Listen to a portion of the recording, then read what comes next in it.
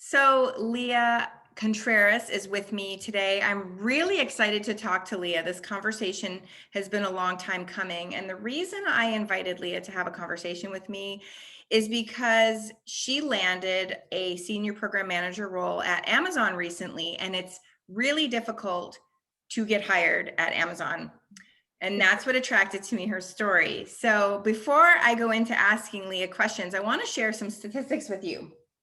Only 17% of people interviewed are offered a job. 250 resumes are received for each corporate job opening, and only 4 to 6 are invited to interview. It's higher at Amazon, of course, but these are the averages. 1 in 3 of 2,000 surveyed hiring managers say they know within 90 seconds if they'll hire you.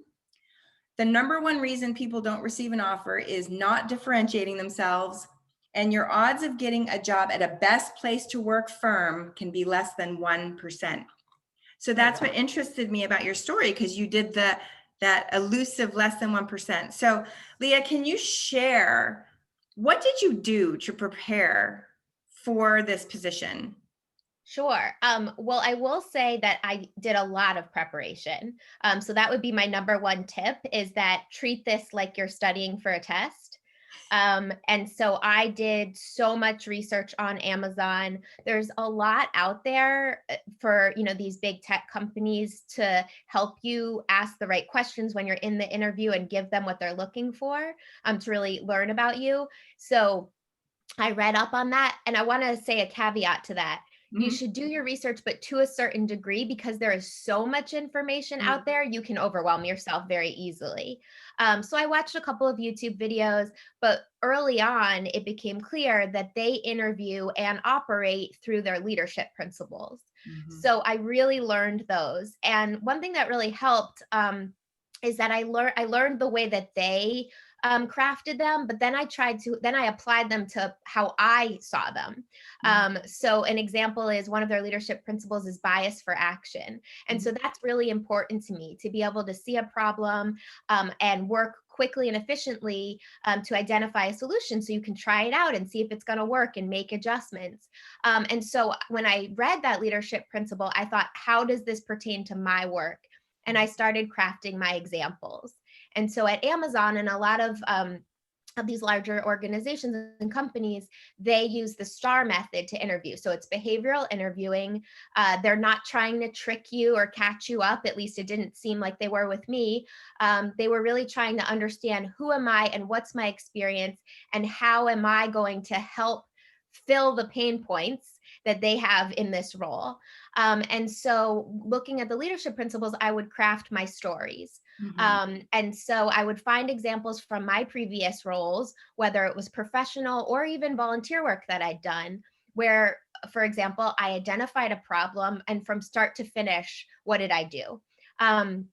And when I shared these examples, I was proud of them. They were work that I had done. And so it didn't feel, I'm not going to say it wasn't nerve wracking, but it became almost sort of fun, like talking to somebody about your work because I lived it. I know it. It's not, that part isn't a test, right? So I can just answer their questions based on my experience and what I went through. And that seemed to really work. And I think also at a lot of, I would say anywhere, they really want to know who you are. They want your personality to shine through.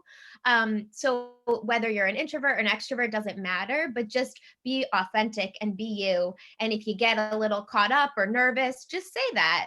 I had a coughing attack during one of my interviews, and I kind of made a joke about how I was putting on the stress test for myself, in the interview, and we all laughed. I took a moment and we moved on. So, I think they want to see that you're a real person who they're going to want to work with, but who also brings the skills that they need for the role. I love it. So you have a really interesting background in that you've worked in social work and you have experience in public health. So now Amazon, which is different, but a lot of times people think they can't move into a different industry or to a role that's different, but really you have a unique talent stack from all of your experience, and you can approach solving problems or working in this role differently than other people can. So, can you talk a little bit about how you were able to tie what you do best and your experiences and that unique contribution you have to what they needed? Yeah, absolutely. I love the term talent stack. I think that's so cool. I hope people will start using that more often because I think that's really what it is all your different experiences add up to this talent stack, all these skills that you have that you can bring. So I think that if I had gone into an interview at Amazon and said, I'm a social worker and now you should hire me for a senior program manager role, they would probably say, I don't see that natural fit. Mhm. So I think whatever you've done in the past, unless it's exactly the same as what you would do in your role, you need to show them, guide them to understand why your transferable skills are applicable in this new role. I think what the work that I had done in program management before was obviously the most natural fit because it was a continuation. Um, but I think my ability to be able to see the whole picture, to look at something holistically and then take action as social workers do and public health workers do, really helped. And so I guided them to see that those skills would be something that they would want in this role.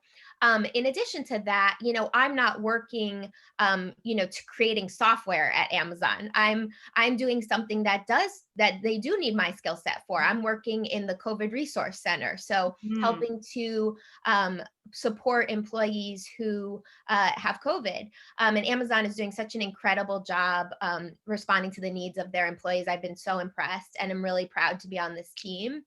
So when I was doing my research at Amazon, two positions that interest me were in the COVID Resource Center and in accessibility, helping employees that have disabilities. And so those are both roles that I had played previously, whether it was public health or working with folks with disabilities in past positions. So I really highlighted that in my interview and said, yeah, I've not done this exact work before, but I've done work that's really similar and I've been successful at it. And here are some examples as to how I was. What I love about what you just shared is when people are out of work, sometimes they think about just trying to get the same job, but there are lots of organizations who would benefit from your experience.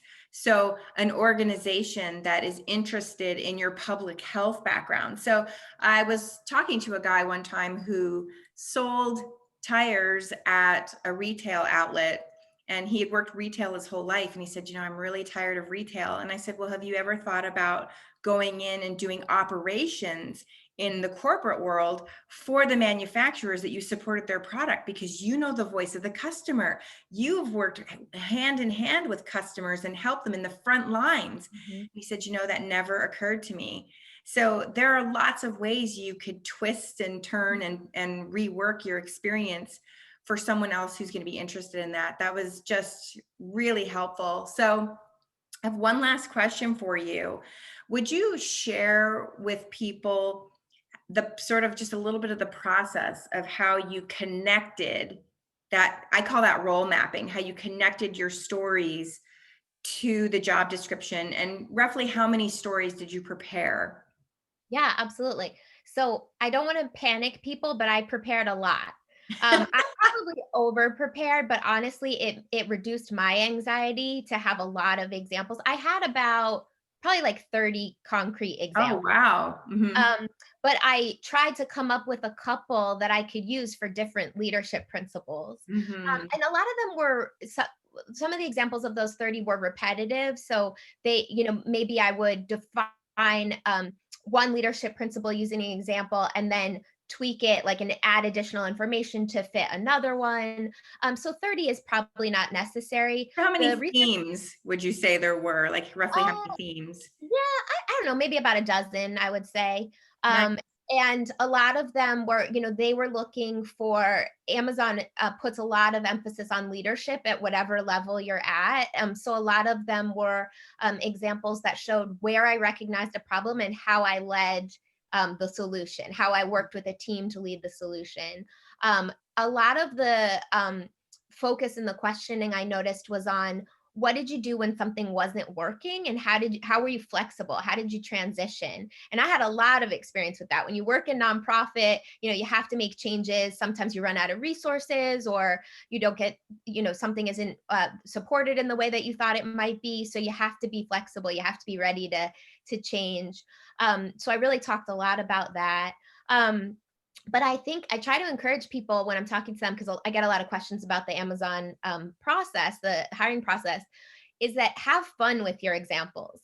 Like, again, they're your examples. So just explain them to the fullest.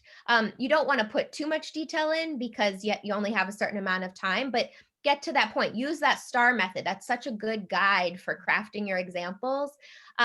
And just be really familiar with them and excited about them when you're talking. Mhm. Um, the other thing too, and I just wanted to mention this based on our previous question, was that I think it's really important to be brave when you're looking for a new job. I in no way thought that this is where my career would go. When I lost my job, I was laid off in June Mhm. due to the pandemic, just like so many other people. And so I started looking for very similar positions to what I was already doing, but I really wanted to try something new. And so I started thinking about what wasn't working for me in my career, and that was my starting point. And then I went to what do I want, and it helped me to figure out what companies to look at. And I think when you are passionate and do the work and really come up with great examples of your transferable skills, anybody can make a transition and try something new. Exactly, the same example that you just gave with the gentleman that worked to sell tires. So I think that it's scary, but if you can be brave, you can really leave with some wonderful experience and possibly a new career. I love that advice. 85% of skills are transferable from job to job. So if you strip away the jargon of your role, the jargon of your industry, if you really write down what are the things I've loved from every role I've ever had, and you just kind of put down whether it's the problem solving or the liaising or the training, those are portable skills that can move from one role to the next. So that's fantastic advice, Leah. Thank you so much for your time. If you could leave one tip for people who are trying to get interviews or interviewing, I mean, I love the be brave, but one tip for people, what would you share given your experience of unemployment recently? Um, I would just say that check in with yourself. That's really important. This is such a stressful time, whether you are unemployed or not. And so adding on being unemployed during a pandemic is just a lot emotionally. So make sure that you're checking in on yourself, giving yourself breaks. And know that it will end and you will find something that's great. You just have to keep working hard at it. And also to use LinkedIn. I think it's an incredible tool of connecting and resources, and engage with people's posts, ask questions, post your own content. I think it's a great way to stay motivated while you're in the job search. Well, it was very generous of you to share your time. I am going to ask people to not individually reach out to you for introductions at Amazon or to elaborate on the advice, because this video was meant to really offer help. So if people really need help, they can pick up 5 surprising steps to land the job now. All of the advice is in there. The ebook's $4.99. And if that is out of your reach because you've been unemployed, send me a message and I will get a copy to you for free. So please don't inundate Leah. It was very generous of her to even offer this advice, and I don't want to make her regret doing it. So would you want to add anything else? Otherwise, I will let you get back to your day. Well, thank you so much for this time, and I hope it's helpful to people. And I know that your book is really helpful, so I hope people will check it out. And we'll all be okay. We just have to stay strong and keep trying, right? Absolutely. Thank you so much. You're welcome.